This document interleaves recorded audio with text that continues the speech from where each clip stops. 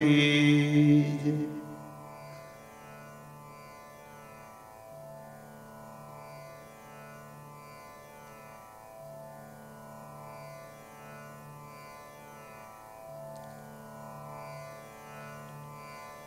ओ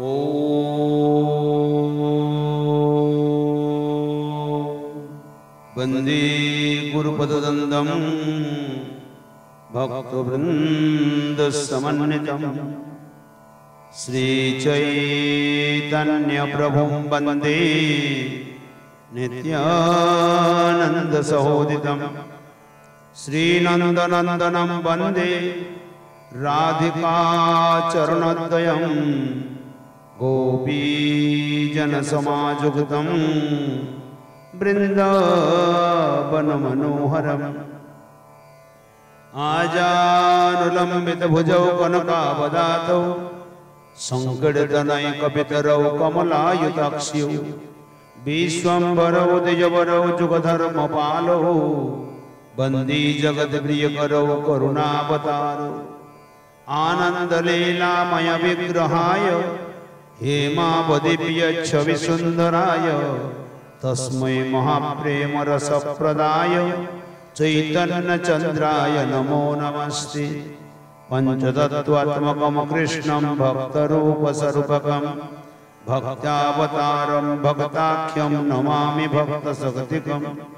पादौ जदीयौ प्रथमद्वितीयौ तृतीयचतुर्जौ कथितौ चतुरो नाभिस्तथा पञ्चमयेव षष्ठ भोजान्तरं दुर्जुगलं तथान्यं कंठस्तु राजन्नवमुर्जदीयो मुखारविन्दं दशमो प्रफुल्लम् एकादशो जस्य ललाटपटं शिरोपितो द्वादश एव भाति तमादिदेवं करुणानिधानं तमालवर्णं सुहितावतारम् अपार संसार समुद्र सेतुं भजामहे भागवतस्वरूपम् यं प्रव्रजन्तमनुपेतमपेतकृत्यं द्वैपायनो विरहकातर आजुहाव पुत्रेति तन्मयतया तरवो अभिनेदु स्तं सर्वभूतहृदयं मुनिमानतोऽस्मि जस्वानुभावमखिलश्रुतिसारमेकम् अध्यत्मदीपमतितितिर्शतामतमन्दं संसारिणां करुणयाः पुराणगुह्यं तं व्याससूनुमुपयामि गुरुं मुनीनाम् अस्ति स्वस्तरुणे कराग्रविगलत् कल्पप्रसूनाप्लुतं वस्तु प्रस्तुतवेणुनादलहरी निर्वाणनिर्व्याकुलं स्रस्तस्रस्तनिबद्धनिबिविलसत् गोपीसहस्रावृतं हस्तान्यस्तन तापवर्गमखिलो दारं किशोराकृति। हे कृष्ण करुणा सिंधु दीनबंधु जगतपते गोपेश गोपिकाकांत राधाकांत नमोस्तुते। तप्त कंचन गौरांगी राधे वृंदावनेश्वरी वृषभानुसुते देवी प्रणमामि हरे प्रिये। वृंदायै तुलसी देव्यै प्रियायै केशवस्य च कृष्ण भक्ति प्रदे देवी सत्यवत्यै नमो नमः। जय श्री चैतन्य हरि जय नित्यानंद जय अद्वैत चंद्र जय गौर भगत वृंद। जय रूप सनातन भट्ट रघुनाथ श्रीजीव गोपाल भट्ट दास रघुनाथ। এই ছয় গোসাই করো চরণ বন্দন যাহা হইতে বিঘ্ন নাশ অভিষ্ট পুরন। এই ছয় গোসাই প্রভু করো মোরে দয়া আমি চরণে শরণ নিলাম দেহ পদ ছায়া। সব সুতা বৈষ্ণবের করি চরণ বন্দন কৃপা করি মোর মাথে দেহ শ্রী চরণ। সব সুতা বৈষ্ণবের পাদে মোর কোটি নমস্কার সর্বে পদ ধুলি দেহ মস্তকে আমার। हृदय स्फुरन कराओ जिह्वाय कहाओ बानी कि कही भालो मंद किछुई न जानी। निताय गौर हरि बोल जय जय श्री राधे श्याम बोल भक्तवत्सल भगवान की जय।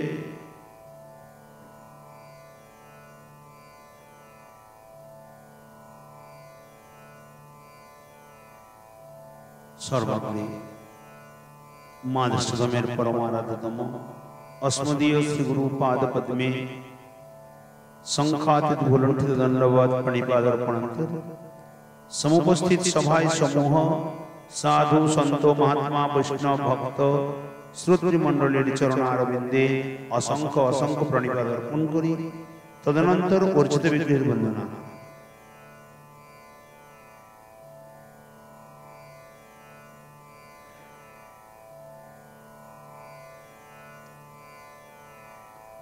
जय जय श्री राधारमण जय जय नवल किशोर जय गोपी चित्त चोर प्रभु जय जय माखन चोर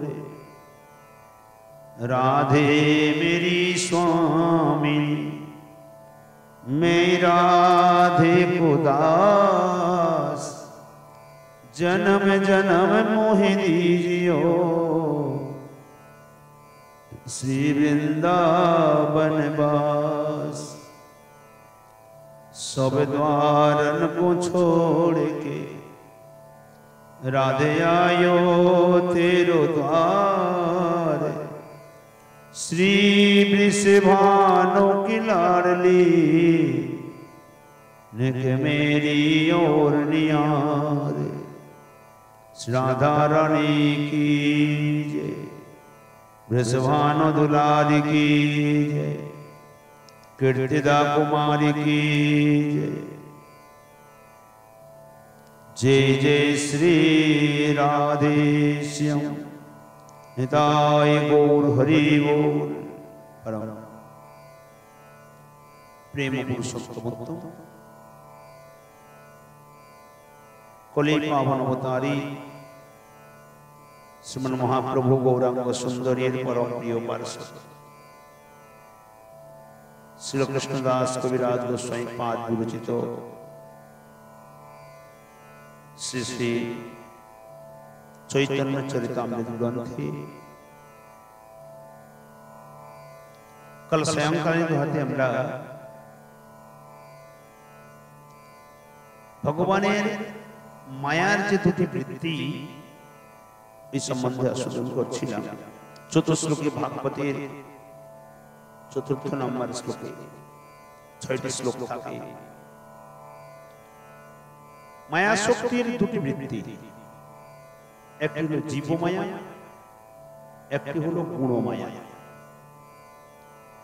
একটি জীবমায়া আর একটি গুণমায়া, দুটি শক্তি।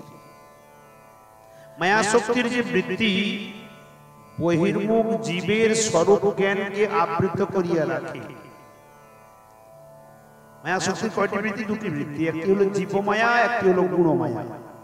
মায়া শক্তি যে বৃত্তির দ্বারা বহির্মুখ জীবের স্বরূপকে, অর্থাৎ তার আমি যে কৃষ্ণ দাস, ভগবান থেকে এসেছি, ভগবত সেবা আমার ধর্ম, আমার কর্তব্য, জীবের নিত্য পরিচয় হলো জীব নিত্য কৃষ্ণ দাস, এটিকে যে ঢেকে রাখে, এটি তার জ্ঞানের ভেতরে জাগে না, জাগ্রত হতে দেয় না, যে মায়া।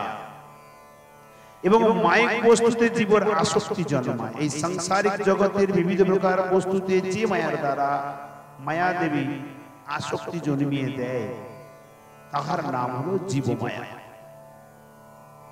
আর সত্য রজ ও তম এই গুণত্রয়ের সাম্যাবস্থারূপ যে প্রধান, যাহা জগতের গৌণ উপাদান কারণ, তাহাকে বলা হয় গুণমায়া। মায়ার এই দুটি বৃত্তিকে পরিস্ফুট করিবার অভিপ্রায় শ্রী ভগবান আভাস উত্তম এর দৃষ্টান্ত দিয়েছেন। এই দৃষ্টান্ত অবতারিত করেছেন এখানে আভাস এবং তম।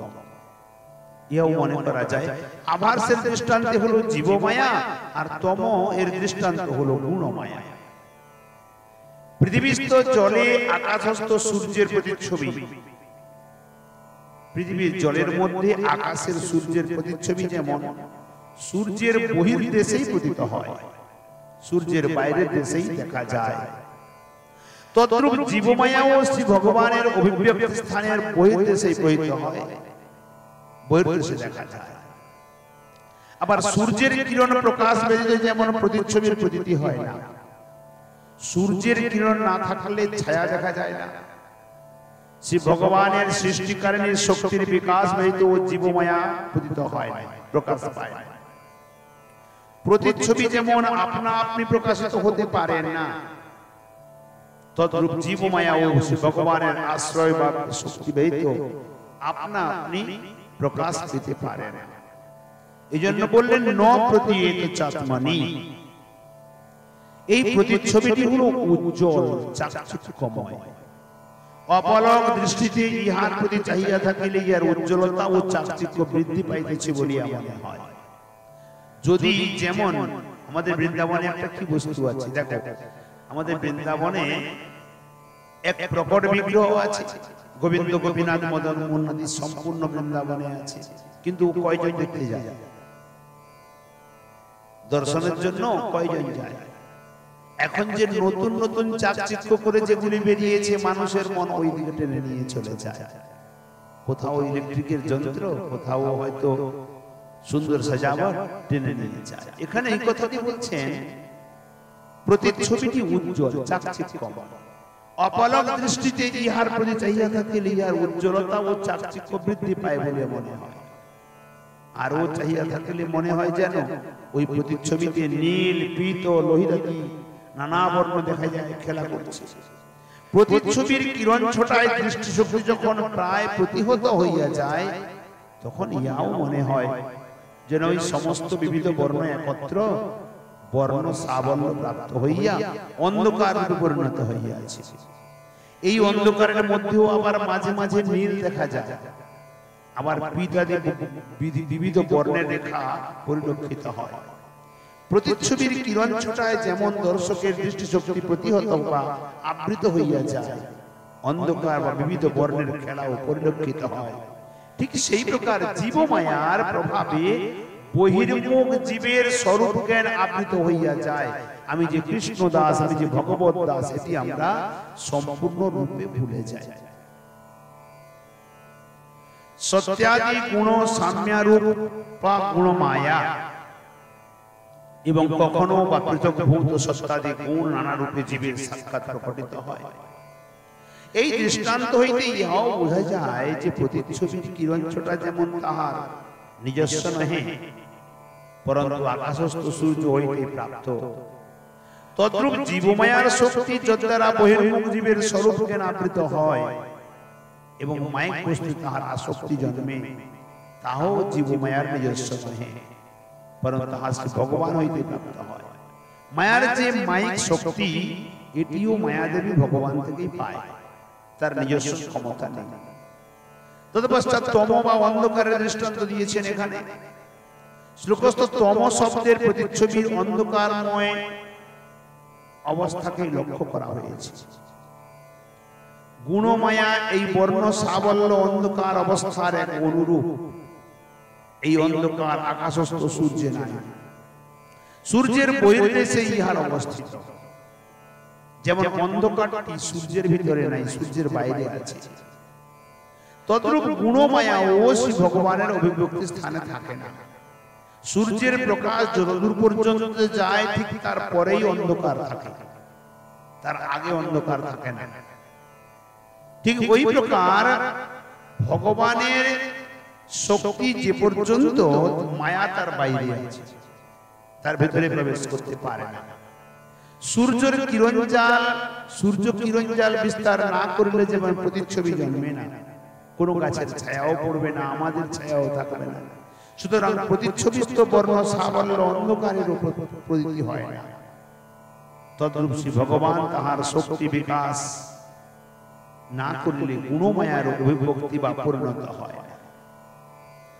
অর্থাৎ আলোর মধ্যে নিজের ছায়া দেখা যায়, কিন্তু অন্ধকারের মধ্যে ছায়া দেখা যায় না।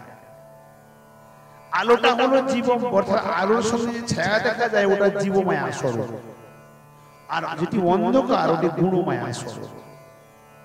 আলো থাকলে একটি ছায়া আসছে, এই ছায়াটা হলো জীবমায়া। আলো না থাকলে এই ছায়াটা দেখা যাবে না, কিন্তু অন্ধকারটা ঠিক তার বহু দূরে বাইরে আছে। এই জন্য মায়ার দুটি স্বরূপ, একটি জীবমায়া, একটি গুণমায়া। ভগবানের শক্তি ব্যতীত গুণমায়াও পরিণতি প্রাপ্ত হইতে পারে না। শত পরিণাম প্রাপ্তির শক্তি গুণমায়ার নাই। যাও, প্রশ্ন হতে পারে, ব্রহ্মার নিকটে নিজের স্বরূপ তত্ত্ব প্রকাশ করিতে যাইয়া শ্রী ভগবান মায়ার স্বরূপ বললেন কেন? ভগবান তো ব্রহ্মার কাছে নিজের স্বরূপ বলতে গিয়েছিলেন, সেখানে আবার মায়ার কথা বললেন কেন? তাতে বলছেন, ইয়ার উত্তরে জীব গোস্বামী পাদ বলেছেন, তাদৃশর উপাধি বিশিষ্টস্য আত্মনো ব্যতিরেক মুখেন বিজ্ঞাপনার্থম মায়া লক্ষণমাহ। ব্যতিরেক মুখে নিজের স্বরূপ জানাইবার নিমিত্তই মায়ার লক্ষণ বলা হয়েছে। শ্রী ভগবান কি রূপ হন, ভগবান কি প্রকার, তিনি তাহা পূর্ব শ্লোকে বলে দিয়েছেন। ভগবান কে কেমন, তিনি কি রূপ নন, তাহা এই শ্লোকে বললেন। এই ব্যতিরেক মুখে ভগবান কি প্রকার, কি রূপ, এটা পূর্বের শ্লোকে বলেছেন। এখানে এই শ্লোকে ভগবান কোনটা নন, কি রূপ নহেন, তাহাই এই শ্লোকে বললেন। ইহা ব্যতিরেক মুখে নিজের স্বরূপ প্রকাশ। এই শ্লোকে জানাইলেন তিনি মায়া নহেন, তিনি প্রকাশ। অথবা স্বরূপ শক্তি ও শক্তিকার্যের পরিচয় স্বরূপ তত্ত্বের যথার্থ পরিচয় হয়।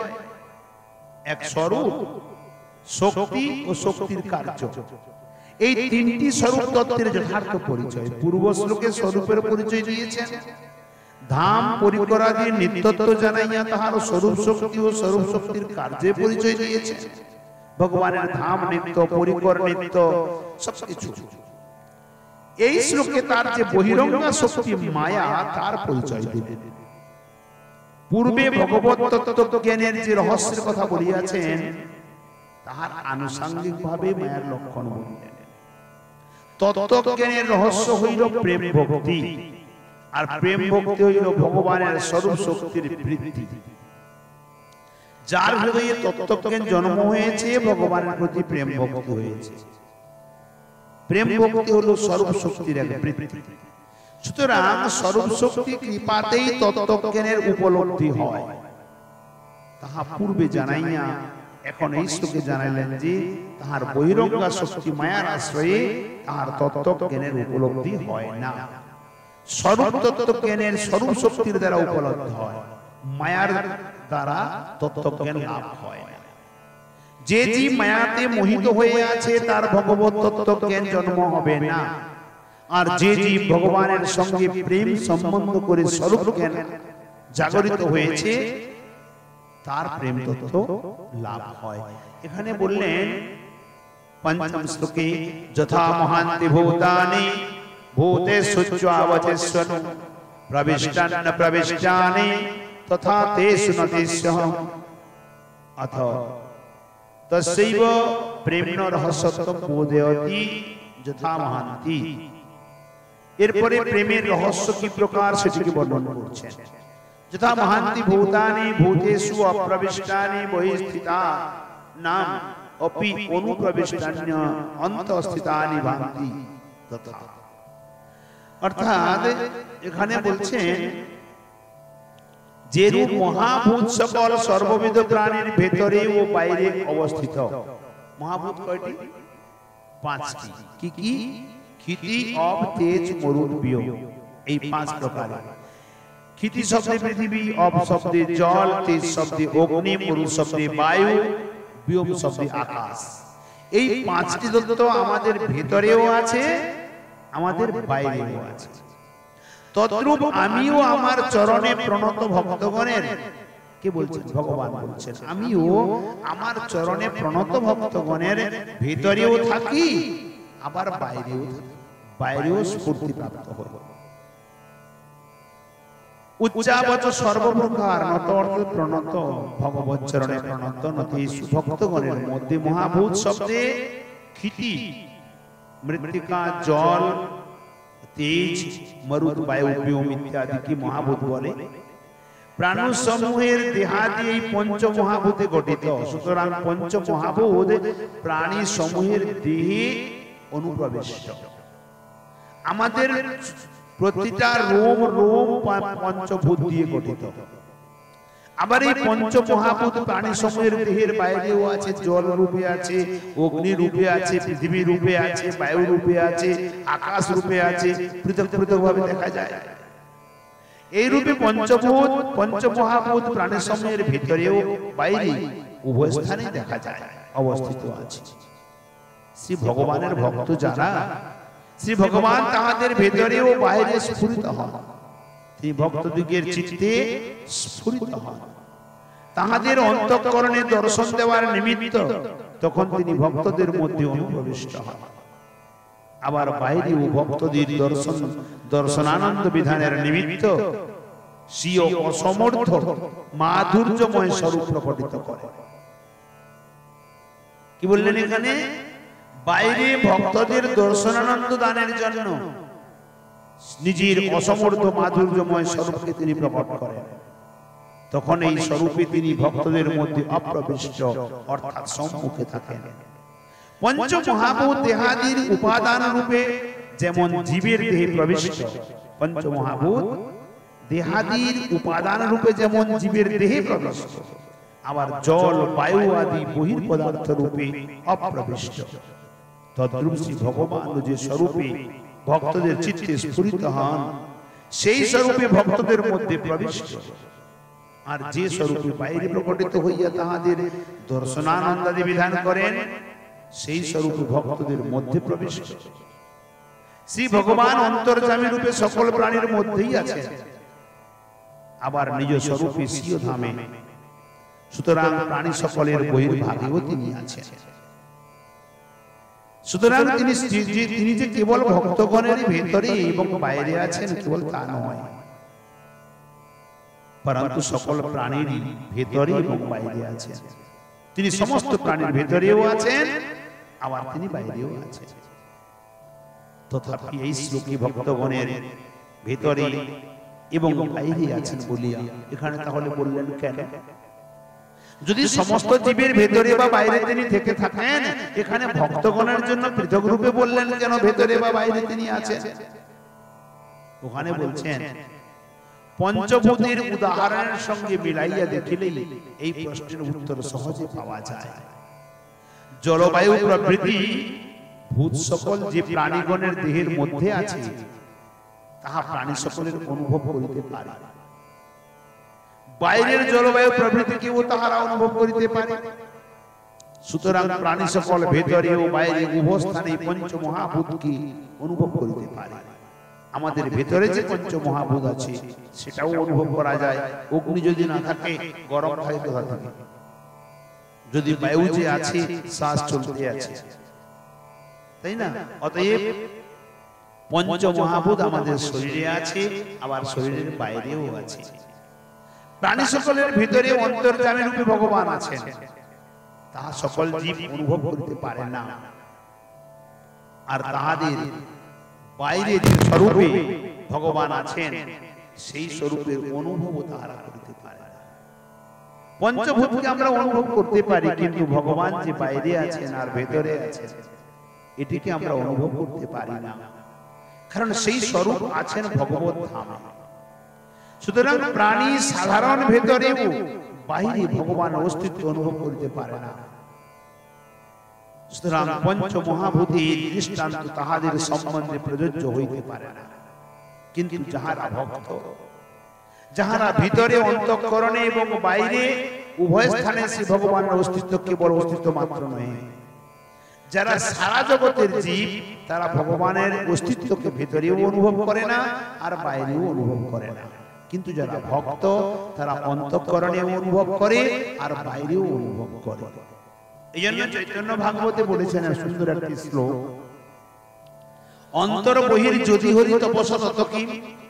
যার অন্তরে গোবিন্দ আছে, বাইরে যেখানে যেখানে নেত্র পড়ে গোবিন্দ দর্শন হয়, তো তার সেখানে তপস্যা করে কি লাভ হবে? তার তো গোবিন্দ দর্শন হয়ে গিয়েছে।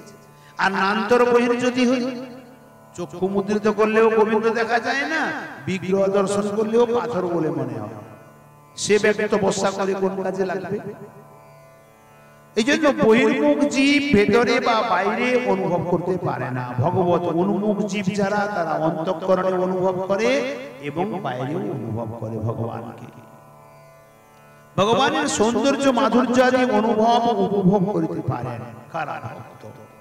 সুতরাং পঞ্চ মহাযজ্ঞের দৃষ্টান্ত শ্রী ভগবানের পক্ষে কেবল ভক্তদের সম্বন্ধে খাটে। তাই শ্লোকে ৯ শব্দে কেবল ভক্তদের সম্বন্ধে এখানে বলা হয়েছে। ভক্তদের ভিতরে এবং বাইরে শ্রী ভগবত অস্তিত্বের আরো অপূর্ব বিশেষতা এই যে অন্য জীবের মধ্যে অন্তর্যামী রূপে ভগবান থাকেন আসঙ্গ রহিত নির্লিপ্ত ভাবে, কিন্তু ভক্তদের হৃদয়ে তিনি আসঙ্গ রহিত ভাবে থাকেন না। ভক্তের হৃদয়ে কৃষ্ণের সতত বিশ্রাম। সব জীবের ভেতরে তিনি বিশ্রাম করেন না, ভক্তের হৃদয়ে তিনি বিশ্রাম করেন।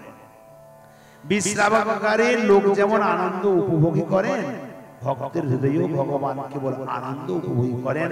ভক্তের হৃদয়টি ভগবানের বিশ্রামাগার। কারণ ভক্ত কিছু চায় না, কেবল সেবা চায় গোবিন্দের। ভক্তের প্রেম রস আস্বাদন করিয়া তিনি নিজেও আনন্দ উপভোগ করেন এবং স্বীয় সৌন্দর্য মাধুর্য আদির অনুভব করাইয়া ভক্তকেও তিনি আনন্দিত করেন। ভক্তদের বহির্ভাগে যখন তিনি স্ফূর্তিপ্রাপ্ত হন, তখনও তাহার ওই অবস্থা ভক্তির প্রেম রস আস্বাদনের নিমিত্ত এবং স্বীয় মাধুর্য আস্বাদন করাইয়া ভক্তকে আনন্দিত করিবার নিমিত্ত শ্রী ভগবান সর্বদাই উৎকণ্ঠিত আছেন। ভক্তের হৃদয়ে যে স্বরূপে অবস্থান করেন, সেই স্বরূপে উৎকণ্ঠিত থাকেন। সর্বদা ভক্তের হৃদয়ে ভগবান ভক্তের প্রেম রসকে আস্বাদনের নিমিত্ত লালায়িত থাকেন, উৎকণ্ঠিত থাকেন। আর ভক্তের বাইরে যে স্বরূপ অবস্থিত থাকেন, সেই স্বরূপে উৎকণ্ঠিত থাকেন। ভক্ত ব্যতিরিক্ত জীবের সম্বন্ধে শ্রী ভগবানের এই রূপ অবস্থা নয়। অনন্ত জীব, তার ভেতরেও ভগবান ভেতরে বাইরে আছেন, কিন্তু কোন ক্ষেত্রে তিনি লালায়িত থাকেন না। শ্রী ভগবান যে ভক্ত প্রেমের অধীন, তিনি যে প্রেম বশ, তাহাই এই শ্লোকে দেখানো হয়েছে। এখানে পূর্বে এই শ্লোকে যে তত্ত্বজ্ঞানের রহস্যের কথা বলা হয়েছে, এই শ্লোকে সেই রহস্যটি ব্যক্ত করলেন। প্রেম ভক্তি রহস্য। প্রেম ভক্তির প্রভাবে স্বতন্ত্র ভগবান ও প্রেমিক ভক্তের বশীভূত হইয়া পড়ে। তাহাকে স্বীয় সৌন্দর্য মাধুর্য আদি অবস্থান করাইবার নিমিত্ত ভগবান নিজেই উৎকণ্ঠিত হইয়া পড়েন। এই হলো প্রেম ভক্তির অপূর্ব রহস্য। এতাবদেব জিজ্ঞাসাম তত্ত্ব জিজ্ঞাসুনাত্মনঃ অন্যয় ব্যতিরেকাভ্যাম যৎস্যৎ সর্বত্র সর্বদা। অন্যয় ব্যতিরেকাভ্যাম বিধি নিষেধ দ্বারা যাহা সর্বদা সকল সময়ে সর্বত্র সকল স্থানে বিদ্যমান থাকে, তাবৎ তদ্বিষয় আত্মনঃ তদ্বিষয়ে আমার তত্ত্ব জ্ঞানের ব্যক্তি দ্বারা জিজ্ঞাসা বিধি ও নিষেধের দ্বারা যাহা সকল সময়ে সকল স্থানে বিদ্যমান থাকে, যিনি প্রত্যক্ষেও আছেন পরোক্ষেও আছেন, সর্বত্র সর্বদা আছেন। আমার তত্ত্ব জ্ঞানের ব্যক্তিগণ শ্রী গুরুর নিকটে সেই বিষয়ে জিজ্ঞাসা করিবেন। তত্ত্ব জিজ্ঞাসু না শ্রী ভগবানের যথার্থ অনুভব করিতে ইচ্ছুক, ভগবত তত্ত্ব জ্ঞান সম্বন্ধে অনুভব করতে ইচ্ছুক যারা, তাদেরকে বলা হয় তত্ত্ব জিজ্ঞাসু। তত্ত্ব জিজ্ঞাসু না যথার্থ মনোভবিতুম ইচ্ছুনা। বলছেন যে ব্যক্তি তত্ত্ব জিজ্ঞাসাতে অত্যন্ত ইচ্ছুক, যথার্থ ভাবে অনুভবিতুম ইচ্ছুনা, অনুভব করতে ইচ্ছুক। ভগবানের যথার্থ অনুভব বলতে কি বোঝায়? একটি দৃষ্টান্তের সাহায্যে বুঝির চেষ্টা করা যাক। মনে করুন যেন একটি সুন্দর পাকা আম আমার সম্মুখে আছে। আমি আমটি দেখিলাম, হয়তো দেখিয়া একটু তৃপ্তিও পাইলাম। আহা, বড় সুন্দর আম। ইহাও আমার একরকম অনুভব, আমের সত্তার অনুভব। কিন্তু ইহা আমার এই যে অনুভবটি আমের যথার্থ অনুভব নয়। আম সম্বন্ধে অনুভব করিবার আরো অনেক বাকি রইয়া গেল। তারপর আমটি তুলিয়া লইয়া নাকের কাছে ধরিলাম। যদি আমটিকে তুলে নিয়ে নাকের কাছে ধরা যায়, তখন নাকে সুগন্ধ গেল, বোঝা গেল আমটি মিষ্টি হবে। ইহাও একরকম অনুভব। এই অনুভব সত্তার অনুভব হইতে প্রশস্ত। প্রথম যে অনুভবটি ছিল তার থেকে আরো অধিক। এই অনুভব আমের সত্তার অনুভব তো হয়, অধিকন্তু তাহার সুগন্ধের অনুভব হয়। কিন্তু মিষ্টত্বের অনুমান জন্মে, কিন্তু মিষ্টত্বের অনুভব হয়ে ইয়াতে জন্মে না। কতটা মিষ্ট সেটা এই সুগন্ধ থেকে বোঝা যায় না। আমটি মুখে দিলাম, বুঝলাম ইহা কিরূপ মিষ্ট, কিরূপ সুস্বাদু। ইহাও এক রকমের অনুভব। ইহাতে সত্তার অনুভব আছে, সুগন্ধেরও অনুভব আছে, অধিকন্তু মিষ্টত্বের বা রসেরও অনুভব আছে।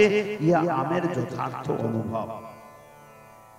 তাহলে আমকে দেখা এক প্রকার অনুভব, আমকে গন্ধ ঘ্রাণ নেওয়া দ্বিতীয় প্রকার অনুভব, আমকে মুখে দেওয়া তৃতীয় প্রকার অনুভব। এক প্রকার অনুভব দেখেই হয় না। শ্রী ভগবানের অনুভব তদ্রূপ অনেক রকমের হয়।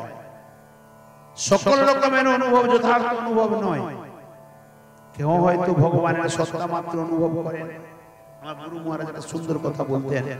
তিনি বলতেন, কোন রাজ্যে একটা বড় হাতি ঢুকে বড় উৎপাত করছে। রাজ্যে কেউ হাতি কোনোদিন দেখে না। বহুত বড় হাতি রাত্রে আসে, ঘর দুয়ার ভাঙে চলে যায়। কেউ হাতিটাকে দেখতেও পায় না, কেউ কখনো দেখেও না। দৈবক্রমে একদিন রাজকুমার জঙ্গলে শিকার খেলতে গিয়ে হাতির সঙ্গে সাক্ষাৎকার হয়। হাতিকে রাজকুমার মেরে ফেলে, মেরে তার সুরটি কেটে নিয়ে চলে যায়। এখন যে আসে দেখে সে হাতি, কেউ পা কেটে নিয়ে যায়, কেউ লেজ কেটে নিয়ে যায়, কেউ কান কেটে নিয়ে যায়, কেউ দাঁত কেটে নিয়ে যায়। রাজার কাছে বলে, দেখেন মহারাজ, আমি হাতি মেরেছি, এই দেখেন হাতি এইরকম। অর্থাৎ সবগুলি হাতির অঙ্গ বটে, কিন্তু পুরাটা হাতি তো নয়। সবগুলি মিলিয়ে একটা হাতি। সেই প্রকার কেউ জ্যোতি প্রকাশ দেখে, কেউ ভগবানের অঙ্গুষ্ঠ প্রমাণ স্বরূপকে দেখে, কেউ সত্তা মাত্রকে অনুভব করে, কিন্তু সবগুলি ভগবান থেকে এলে কি হবে? পূর্ণ ভগবানের নয়। এই জন্য ইহাও অনুভব বটে, যথার্থ অনুভব নয়। কারণ সত্তার অতিরিক্ত বস্তু ভগবানের আছে। আবার কেউ হয়তো হৃদয়ে ভগবানের স্ফূর্তিকে অনুভব করেন, তাহাতে অতুলনীয় আনন্দ অনুভব করেন। তাতেই তিনি মনে করেন আমার ভগবত দর্শন হয়ে গেছে। ইহাও এক রকমের অনুভব। ইহা সত্তা মাত্রের অনুভব অপেক্ষা প্রশস্ত। কারণ ইহাতে সত্তার অনুভব তো আছেই, ওদিকেও তাহার রূপের অনুভবও আছে, এবং রূপ আস্বাদন জনিত আনন্দের অনুভবও এখানে পাওয়া যায়। কিন্তু ইহাও যথার্থ অনুভব নয়। শ্রী ভগবানের অনুভব লাভে আরো অনেক জিনিস আছে। কেহ হয়তো ভিতরে এবং বাইরে শ্রী ভগবানের স্ফূর্তি অনুভব করেন, ভেতরে এবং বাইরে তাহাদের দর্শন পান, দর্শনজনিত আনন্দ পান। তাহার ঐশ্বর্যাত্মিকা লীলা কেউ কেউ দেখতে পান, দেখিয়া গৌরব মিশ্রিত আনন্দে মুগ্ধ হইয়া পড়েন। ইহাও এক রকমের অনুভব। পূর্বোক্ত দুই রকমের অনুভব হইতে এই রূপ অনুভব শ্রেষ্ঠ। কারণ ইহাতে পূর্বোক্ত অনুভব তো এর বিষয়ও আছে, ওদি কিন্তু বাইরে দর্শন এবং ঐশ্বর্যাত্মিকা লীলার অনুভবও আছে। ভগবানের ঐশ্বর্য এখানে বোঝা যায়, কিন্তু ইহাও যথার্থ অনুভব নয়। ভগবত অনুভবের আরো বৈশিষ্ট্য আছে। সেই বৈশিষ্ট্য হলো শ্রী ভগবত তত্ত্বের বৈশিষ্ট্যের অনুভব। ভগবত তার সার যাহা তাহার অনুভব। চৈতন্য চরিতামৃতে বললেন, মাধুর্য হলো ভগবত তার সার। ভগবানের যে মাধুর্য, এটি হলো ভগবত তার সার। সুতরাং রসাস্বাদনে যেমন আমার যথার্থ অনুভব, তদ্রূপ শ্রী ভগবানের অসমর্থ মাধুর্যের আস্বাদনই ভগবত অনুভবের বিশেষ বৈশিষ্ট্য। ইহাই তাহার যথার্থ অনুভব।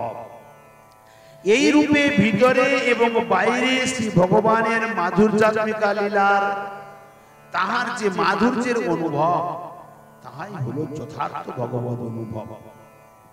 এই অনুভব যিনি লাভ করিতে ইচ্ছুক, এই অনুভব লাভের উপায় যিনি জানিতে ইচ্ছুক, তাহাকেই বলে ভগবানের যথার্থ তত্ত্ব জিজ্ঞাসু।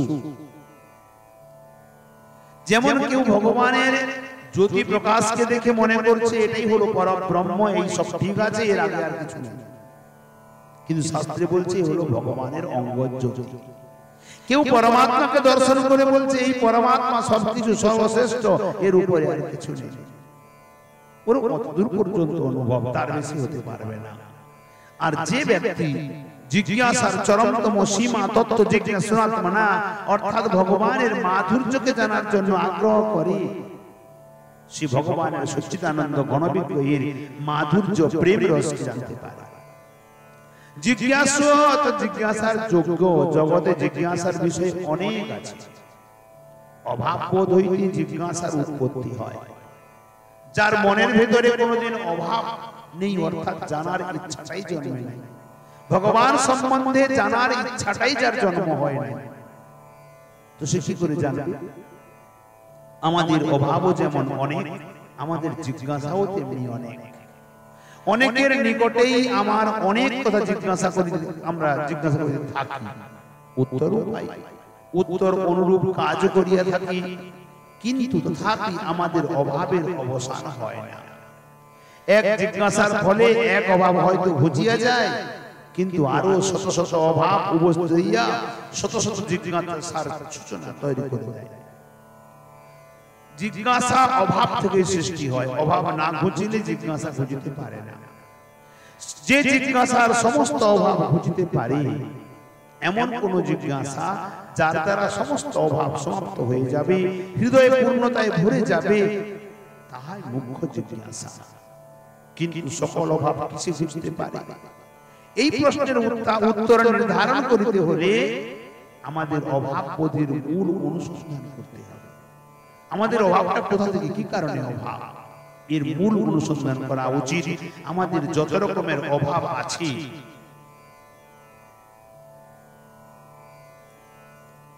সমস্তের মূল উৎস একটি মাত্র, সুখের অভাব, আনন্দের অভাব। সুখের নিমিত্ত জীবের একটা স্বাভাবিক আকাঙ্ক্ষা আছে। সমস্ত জীব সুখের জন্য দৌড়ায়, পিপিলিকাও সুখ পাওয়ার জন্য দৌড়ায়। কোন জীব সুখে সুখ ছাড়া কেউ দৌড়াতে চায় না। সংসারের জীবের এই আকাঙ্ক্ষা কিছুতেই পরিতৃপ্ত হয় না, তাই সংসারের জীবের আনন্দ অভাব। এই আনন্দ অভাবই নানাভাবে নানা রূপে অভিব্যক্ত হইয়া আমাদেরকে নানা কার্যে লিপ্ত করে।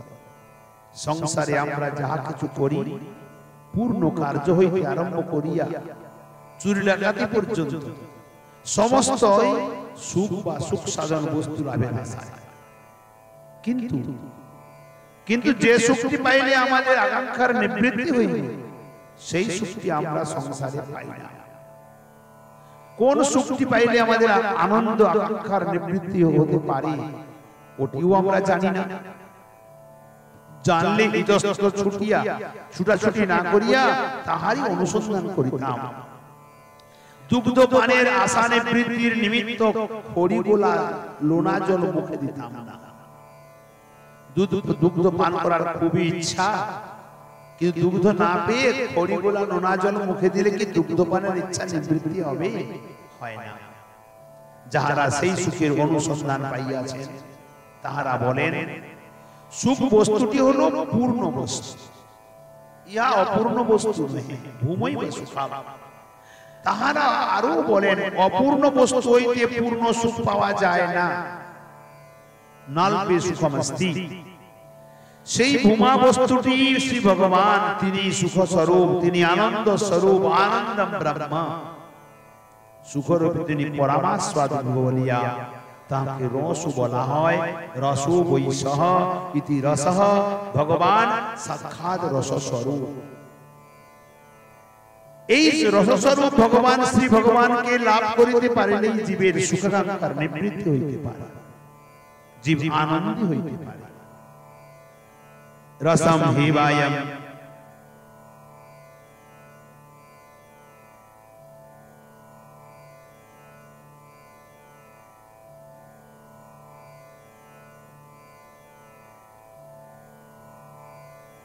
সুখরূপে তিনি পরম আস্বাদ্য বলিয়া তাহাকে রস বলা যায়। এই রসস্বরূপ ভগবানকে লাভ করতে পারলে জীবের সুখীর আকাঙ্ক্ষার নিবৃত্তি হতে পারে। যে ব্যক্তি আনন্দ স্বরূপ ভগবানকে লাভ করে তার সুখ পাওয়ার আশা সমাপ্ত হয়ে যায়। জীব আনন্দ হতে পারে। রস রসমে হেবায়ম লব্ধানন্দি ভবতি। সুখ আকাঙ্ক্ষার নিবৃত্তি হইলে, আনন্দী হইলেই জীবের সমস্ত ভাব বুঝিয়া যাইতে পারে, জিজ্ঞাসার অবসান হইতে পারে। সুতরাং এই আনন্দ স্বরূপ ভগবানকে পাওয়ার উপায়টি হলো মুখ্য জিজ্ঞাসা। ভগবত প্রাপ্তির যে আকাঙ্ক্ষা, এটি হলো মুখ্য জিজ্ঞাসা। ইহাই হইল বাস্তবিক জিজ্ঞাসার যোগ্য বস্তু। ভগবানকে পাওয়ার বলিতে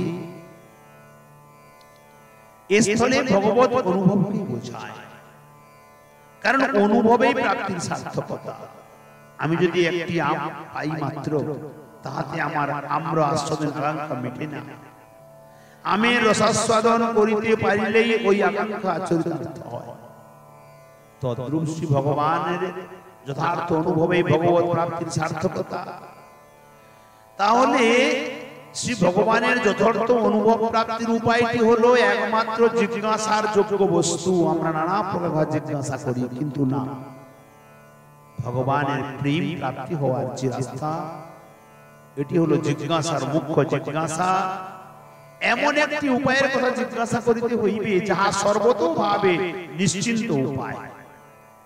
যে উপায় অবলম্বন করিলে অভীষ্ট বস্তুর প্রাপ্তি সম্বন্ধে কারো পক্ষে কোন রূপের সন্দেহ কারণ থাকিতে পারে না, এমন একটি জিজ্ঞাসা করা উচিত।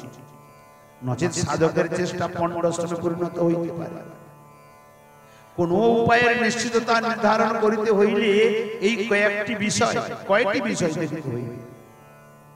কি কি না, প্রথমত উপায়টি সম্বন্ধে শাস্ত্রে কোনো অন্যয় বিধি আছে কিনা, অর্থাৎ উপায়টি অবলম্বন করিলে যে অভিষ্ট সিদ্ধি হইবে এমন কোন প্রমাণ শাস্ত্রে দেখিতে পাওয়া যায় কিনা, এটি দেখতে হবে। দ্বিতীয়ত ওই উপায়টি সম্বন্ধে কোনো ব্যতিরেক বিধি আছে কিনা, অর্থাৎ এই উপায়টি অবলম্বন না করিলে যে অভিষ্ট সিদ্ধি হইবে না এমন কোনো প্রমাণ শাস্ত্রে দেখিতে পাওয়া যায় কিনা। তৃতীয়ত ওই উপায়টি অন্য নিরপেক্ষ কিনা, অর্থাৎ অভিষ্ট ফলদান বিষয়ে উপায়টি অন্য কিছু সাহচর্যের অপেক্ষা রাখে কিনা।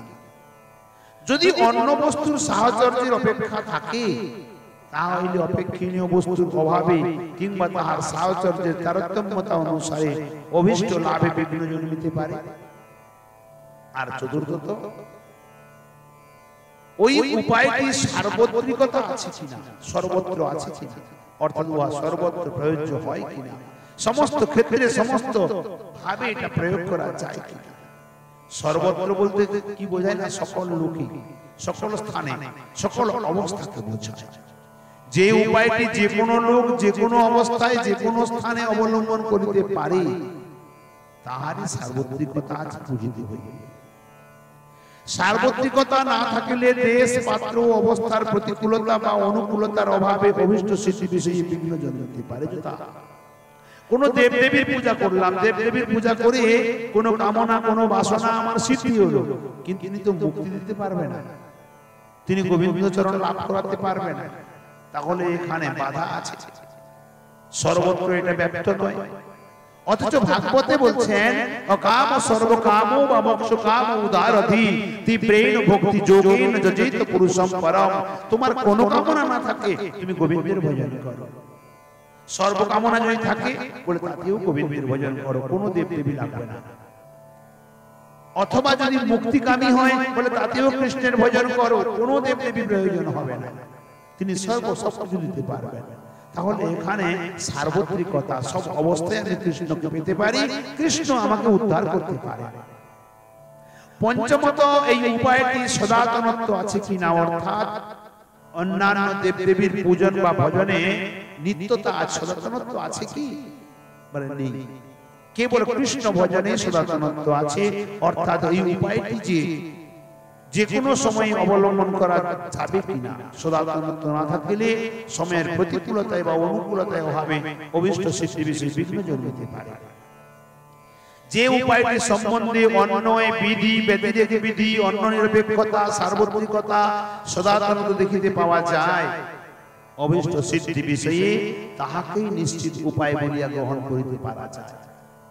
তাই এই শ্লোকে শ্রী ভগবান স্পষ্ট বললেন, অন্যয় ব্যতিরেকাভ্যাম যৎসৎ সর্বত্র সর্বদা। অন্যয় ব্যতিরেকাভ্যাম সর্বত্র সমস্ত অবস্থায় শ্রী ভগবান সর্বত্র বিদ্যমান স্যাদ এতাবদেব জিজ্ঞাসাম। সর্বত্র এবং সর্বদা হইতেই অন্য নিরপেক্ষ জনিত হয়। অন্য নিরপেক্ষ হইলে অপেক্ষণীয় বস্তুর অভাবে সর্বত্র বা সর্বদা কার্য নির্বাহ সম্ভব হয় না। এক্ষণে দেখিতে হইবে উক্ত পাঁচটি লক্ষণ যুক্ত নিশ্চিত উপায়টি কি? কর্ম, জ্ঞান, যোগ, ভক্তি প্রভৃতি। ভগবত অনুভবের অনেক উপায়ের কথা শাস্ত্রে শুনতে পাওয়া যায়। ইয়ার প্রত্যেকটি নিশ্চিত উপায় কিনা অথবা কোনটি নিশ্চিত উপায় তাহার নির্ধারণ করিতে হবে। এই ব্যাপারে আমাদেরকে দেখিতে হবে এই উপায় সমূহে পূর্বোক্ত পাঁচটি লক্ষণ আছে কিনা। কর্ম জ্ঞানাদির কোন উপায়ে যদি একটি লক্ষণের অভাব পরিলক্ষিত হয়, তাহলে ওই উপায়টিকে নিঃসন্দেহে নিশ্চিত উপায় বলে মানা যেতে পারে না। কর্ম, জ্ঞান, যোগ, ভক্তি, এই চারটি বিধির মধ্যে, চারটি সাধনের মধ্যে এই পাঁচটি যে নিয়ম বলে দিলেন, এই পাঁচটি আছে কিনা। কর্ম বলিতে স্থলে বর্ণাশ্রম ধর্ম বা স্বধর্মকে বোঝায়। যোগ বলিতে অষ্টাঙ্গ যোগ সাধনাদি পরমাত্মার সহিত জীবাত্মার মিলন নিমিত্ত সাধন বোঝায়। জ্ঞান বলিতে জীব ও ব্রহ্মের ঐক্য জ্ঞান শূন্যতা, নির্ভেদ ব্রহ্মানুসন্ধান। ভক্তি বলিতে সাধন ভক্তি বা ভগবত নামে শ্রী ভগবানের সেবা প্রাপ্তি সাধন বোঝায়। শ্রীমন মহাপ্রভুর কৃপার উপর নির্ভর করিয়া এক্ষণে আমরা কর্ম, জ্ঞান উপায়ের নিশ্চিততা বিচার করিতে চেষ্টা করি। শ্রীমন মহাপ্রভুর কৃপায় উপরে নির্ভর করিয়া এক্ষণে আমরা কর্মজ্ঞানাদির উপরে নিশ্চিততা বিচার করিতে চেষ্টা করি। প্রথমত কর্ম, জ্ঞান, ভক্তি। কর্ম, যোগ, জ্ঞান, ভক্তি, এই চারটি সম্বন্ধে বলেছেন। প্রথমত কর্ম সম্বন্ধে এখানে বলছেন, কর্মানুষ্ঠান দ্বারা সাধারণত ইহকালের সম্পদ কি পরকালের সর্বসুখাদি লাভ হয়, কিন্তু সর্বসুখাদি অনিত্য। কর্মফল ভোগের পরে আবার জীবকে সংসারে ফিরে আসতে হয়। সুতরাং কর্মীগণ সাধারণত নিত্য আনন্দ পাইয়া আনন্দী হইতে পারে না, ভগবত অনুভব লাভ করিতে পারে না। কর্মের অন্য নিরপেক্ষতাও নাই। ভক্তির সাহচর্য ব্যতীত কর্ম স্বীয় ফল প্রদান হইতে পারে। শ্রীমদ্ ভাগবত বলেন, যে এসাম পুরুষম সাক্ষাৎ আত্মপ্রভমিশ্বরম ন ভজন্ত জানন্তি স্থানাৎ ভ্রষ্টপদন্ততঃ। অর্থাৎ ভগবানের তত্ত্ব সম্বন্ধে না জেনে ভজন করতে করতে সিদ্ধি লাভ হয়ে গেল, কিন্তু সে যদি মূর্খ থাকে, সে যদি ঠিক মতো কর্ম করতে করতে ভ্রষ্ট হয়ে যায়, তাহলে নিচে পড়ে যায়। অর্থাৎ চারি বর্ণাশ্রমে যদি কৃষ্ণ নাহি ভজে, চতুর্বর্ণাশ্রম বর্ণাশ্রম ধর্ম সম্বন্ধে পূর্ণ জানে, ব্রাহ্মণ, ক্ষত্রিয়, বৈশ্য, শূদ্র এরা পূর্ণ জানে, স্বধর্মও করে, কিন্তু কৃষ্ণ ভজন করে না। তাই স্বধর্ম করিয়াও সে রৌরবে পরিমজে, স্বধর্ম করেও রৌরব নরকে চলে যায়। কর্মের সার্বত্রিকতা নাই, সনাতনত্বও নাই। কর্ম মার্গে দেশকাল পাত্রাদির অপেক্ষা আছে। সকল লোক কর্ম মার্গের অনুষ্ঠানে অধিকারী নহে। যাহারা বেদবিহিত বর্ণাশ্রমের অন্তর্ভুক্ত নহে, বৈদিক কর্মানুষ্ঠানের অধিকারীও তাহাদের নাই।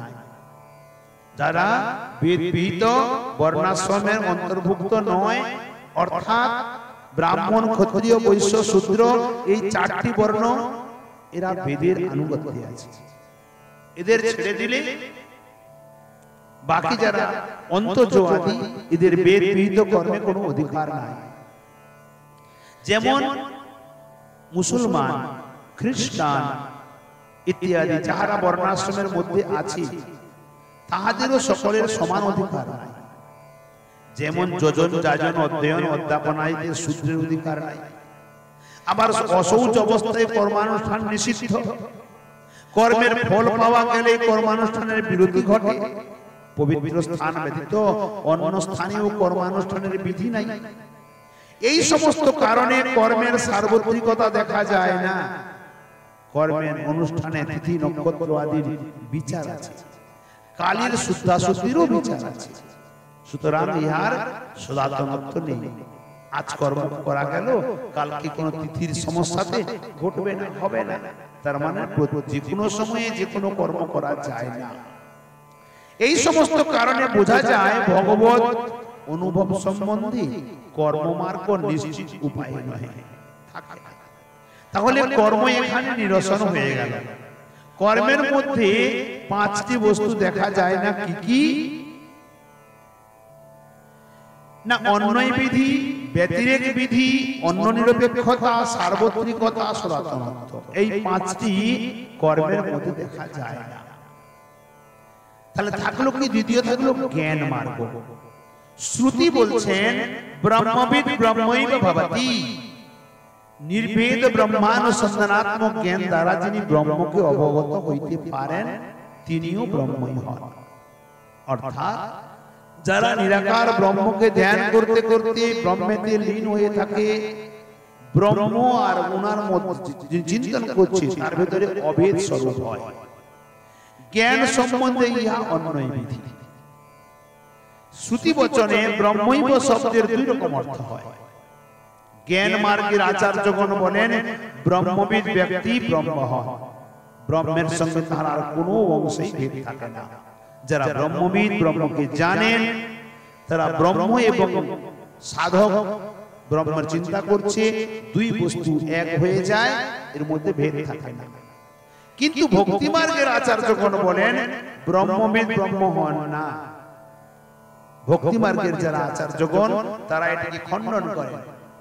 তারা বলেন যে যারা ব্রহ্মবিদ তারা কখনো ব্রহ্ম হতে পারে না। কারণ ব্রহ্ম বৃহৎ বস্তু, বিভু চৈতন্য, আর জীব হলো অনু চৈতন্য সূক্ষ্ম। জীব ভগবান হতে পারে না। ভগবান থেকে জীবের সৃষ্টি হয়, কিন্তু জীব ভগবান হতে পারে না। এই জন্য বর্তমান জগতে কত ভগবান বেরিয়ে গেছে না? হাটে বাজারে এখন ভগবান পাওয়া যায়। সব ভগবান করে ঠাকুরজিকে সরিয়ে দিয়ে নিজেদেরকে ভগবান করে সিংহাসনে বসিয়ে দিয়েছে। বলে এ কি ভগবান বলে না। ভগবান ভগবত শব্দার্থম, ভগবান ভগবত তত্ত্ব বস্তু যুক্ত। জীবের মধ্যে ভগবত শব্দের কিঞ্চিত কণাতে কণিকা আছে, তাই সে জীব। জীব মায়াবদ্ধ, ব্রহ্ম ভগবান মায়া মুক্ত। তিনি হলেন মায়াধীশ, জীব হলো মায়াবশ। তাই জীব মায়ার অধিকারে চলে আর ভগবান মায়াকে পরিচালিত করেন। দুটির পার্থক্য তাই এখানে। সুতরাং ভক্তি যারা ভক্তি মার্গের আচার্যগণ তারা ব্রহ্মকে আর ব্রহ্মের যারা সাধনা করে তাকে দুই বস্তুকে এক করে মেনে নিতে পারে না। ব্রহ্মবিদ ব্রহ্ম হন না, ব্রহ্ম তুল্য হন। परंतु अग्निर संसवे लौह जेमन अग्निर सहित आत्मता प्राप्त হয় তদ্রূপ ব্রহ্মের সংসবে ব্রহ্মবিদ ব্যক্তিও ব্রহ্মের আত্মতা প্রাপ্ত হয়। ব্রহ্মের সহিত তার ভেদ লোপ পায় না। এই স্থলে দুই মতের সমালোচনা একটু অপ্রাসঙ্গিক হবে। এই উভয় সিদ্ধান্তকে স্বীকার করিয়া আমরা ভগবত অনুভবের উপায় সম্বন্ধে আলোচনা করব। জ্ঞান মার্গের আচার্যদের মতানুসারে ব্রহ্মবিদ ব্যক্তি যদি ব্রহ্মের সঙ্গে অভেদত্ব প্রাপ্ত হয়, মিশিয়া যায়, তা হইলে তিনি বরং আনন্দ হইয়া যাইতে পারেন, কিন্তু তাহার স্বতন্ত্র সত্য থাকে না বলিয়া তাহার পরব্রহ্মের অনুভব সম্ভব হয় না। যারা ব্রহ্মের মধ্যে বিলীন হয়ে যায়, সুতরাং তিনি আনন্দী হইতে পারেন না। অনুভব করিতে হইলে অনুভব ক্রিয়ার কর্তা ও কর্ম এই দুটি বস্তু থাকা দরকার। রসম হেবায়ম লব্ধানন্দি ভবতি, এই শ্রুতি বাক্যে ও কর্তা ও কর্মের উল্লেখ আছে। লব্ধা ক্রিয়ার কর্তা অয়ং জীব, আর কর্ম রস, রসস্বরূপ ভগবান। রসানুভবের পরেই জীব আনন্দ পাইয়া আনন্দী হয়, আনন্দ হইয়া যায়, এ কথা শ্রুতি বলেন নাই। এই রূপ মূর্তিতে দুঃখ অবসান হইতে, মুক্তিতে দুঃখের অবসান হইতে পারে বটে, কিন্তু সুখ লাভের সম্ভাবনা থাকে না। চিনি হওয়া যায়, কিন্তু চিনির স্বাদ পাওয়া যায় না। চিনি হওয়াটা আলাদা, চিনির স্বাদ পাওয়াটা আলাদা। আমাদের বিচার্য বিষয় হইতেছে ভগবত অনুভবের উপায়। উপরোক্ত অর্থানুসারে জ্ঞান ভগবত অনুভবের উপায় হইতে পারে না। ভক্তি মার্গের আচার্যদের ব্যাখ্যানুসারে ব্রহ্ম তারাত্ম্য প্রাপ্ত জীবেরও স্বতন্ত্র সত্তা থাকিতে পারে, যে ব্রহ্মের সঙ্গে বিলীন হয়ে গেছে, যে জীব তার মধ্যেও স্বতন্ত্র সত্তা আছে। সুতরাং সেই জীব ভগবত অনুভবে সমর্থ হইতে পারে, আনন্দী হইতে পারে। এই অর্থ অনুসারে জ্ঞান ভগবত অনুভবের একটি উপায় বটে। জ্ঞান মার্গ সম্বন্ধে কোনো ব্যতিরেক বিধি উদ্দিষ্ট হয় না। অর্থাৎ জ্ঞান মার্গ অবলম্বন না করিলে যে ভগবত অনুভব লাভ হইতে পারে না, এখানে কোনো প্রমাণ পাওয়া যায় না। জ্ঞানের অন্য নিরপেক্ষতাও নাই। স্বীয় ফল প্রদান করিতে জ্ঞানের পক্ষে ভক্তির সাহচর্য প্রয়োজন। এই জন্য বলেছেন, কেবল জ্ঞান মুক্তি দিতে নারে ভক্তি বিনে। ভক্তি ছাড়া জ্ঞান জীবকে মুক্তি দিতে পারে না। শ্রীমদ্ ভাগবত বললেন, নৈষ্কর্মাপ্যচ্যুত ভাববর্জিতম ন শোভতে জ্ঞানমলম নিরঞ্জনম। সর্বপাদে নিবর্তক অমল জ্ঞান অচ্যুত শ্রী ভগবানে ভক্তি বর্জিত হইলে শোভা পায় না, অর্থাৎ তত্ত্ব সাক্ষাৎকারের উপযোগী হয় না। এই জন্য ব্রহ্মাজি বললেন, শ্রেয়ম সেতিম ভক্তি মুদস্যতে বিভু ক্লেশন্তি যে কে বলবোধ লব্ধয়ে তেষাম অসৌ ক্লেশরয়ে বশিষ্যতে নান্য যথা স্থূল তুষাবঘাতিনা।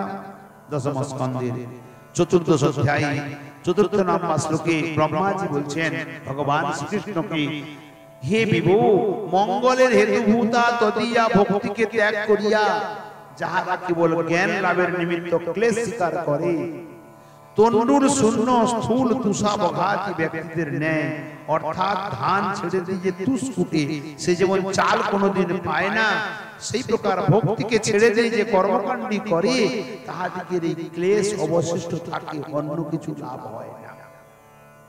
জ্ঞানের সার্বত্রিকতা নাই, সদাতনত্বও নাই। সকল লোক জ্ঞানের অধিকারী নহে, কেবলমাত্র শুদ্ধচিত্ত লোকই জ্ঞান মার্গের সাধনে অধিকারী হয়। আবার সিদ্ধি লাভের পরেও জ্ঞানানুশীলনের বিরতি ঘটে। এই সমস্ত কারণে ভগবত অনুভবের পক্ষে জ্ঞান একটি উপায় হইলেও নিশ্চিত উপায় হইতে পারে না। তাহলে আমরা কর্ম এবং জ্ঞান সম্বন্ধে আস্বাদন করলাম। এরপরে বলছেন যোগ, তারপরে বলবেন ভক্তি। সময় অতিক্রান্ত হয়ে যাচ্ছে, কথা এখানে বিশ্রাম দিই। জ্ঞান এবং ভক্তি, যোগ এবং ভক্তি সম্বন্ধে আমরা কাল আস্বাদন করব। আজকে কথা আমাদের এখানে বিশ্রাম দিলাম। যাবতীয় ভুল ত্রুটি আছে সবাই মিলে এক অবোধ মূর্খ বালক মনে করে কৃপা করে ক্ষমা করে দেবেন। সর্বচরণ প্রণতি অর্পণ করি। নিতাই গৌর হরি বল। জয় জয় শ্রী রাধে শ্যাম। বল ভক্ত বৎসল ভগবান কি জয়।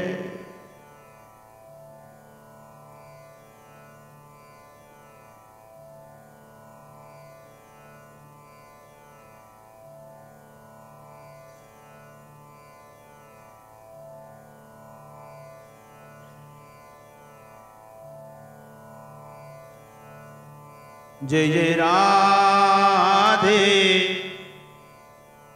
कृष्ण गोविंद। जय जय राधे कृष्ण गोविंद। जय जय राधे कृष्ण गोविंद। राधे गोविंद। রাধে গোবিন্দ রাধে গোবিন্দ রাধে গোবিন্দ জয় জয় রাধে কৃষ্ণ গোবিন্দ জয় জয় শ্যাম সুন্দর মদন বৃন্দাবন চন্দ্র জয় রাধা রমণ রাসবিহারী শ্রী গোকুলানন্দ জয় জয় রাধাকান্ত রাধা বিনোদ শ্রী রাধে গোবিন্দ জয় জয় রাসেশ্বরী বিনোদিনী ভানুকুল চন্দ্র জয় জয় ললিতা বিশাখা আদি যত সখীবৃন্দ জয় জয় শ্রীরূপ মঞ্জরি আদি মঞ্জরি আনন্দ জয় জয় পূর্ণমাসী কুন্দ লতা জয় বীরাবৃন্দ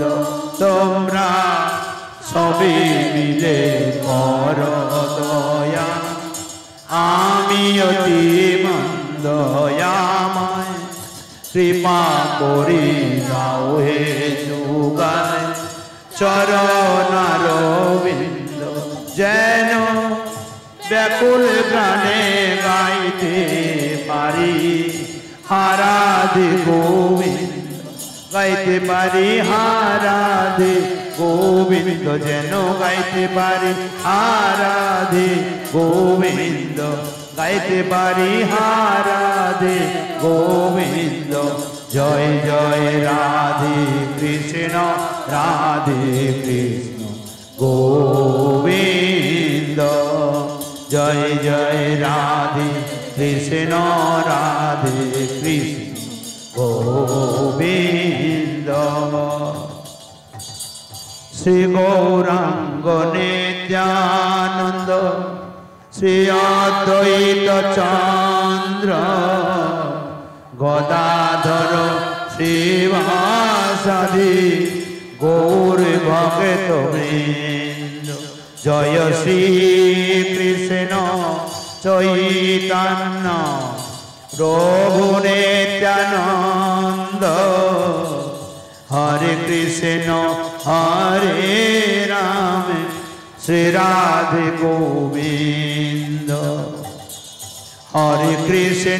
হরে কৃষ্ণ কৃষ্ণ কৃষ্ণ হরে হরে হরে রাম রাম রাম হরে হরে হরে কৃষ্ণ কৃষ্ণ কৃষ্ণ হরে হরে হরে রাম রাম রাম হরে হরে হরে কৃষ্ণ কৃষ্ণ কৃষ্ণ হরে হরে হরে রাম রাম রাম হরে হরে হরে কৃষ্ণ কৃষ্ণ কৃষ্ণ হরে হরে হরে রাম রাম রাম হরে হরে কৃষ্ণ কৃষ্ণ কৃষ্ণ হরে হরে হরে রাম রাম রাম হরে হরে নিতাই গৌর হরিব হরিব হরিব হরিব হরিব হরিব হরিব হরিব निताय गौर हरि बोल जय श्री राधे श्याम बोल भक्त वत्सल भगवान की जय सवार सदगुरुदेव भगवान की जय सवार श्रीमन महाप्रभु की जय सवार जगन्नाथ बलभद्र सुजीव की जय सवार राधा माधव लाल की जय सुदाम वृंदावन की जय वृंदावन लाल की जय राधा रानी की जय चैतन्य चैतन्य ग्रंथ महाराज की जय श्री कृष्णदास कविराज गोस्वामी पाद की जय हरिनाम संकीर्तन की जय सौपस्ति भक्त मंडली की जय अवन अवन श्री गुरु महाराज की जय जय जय श्री राधे श्याम निताय गौर हरि बोल बोल भक्त वत्सल भगवान की जय।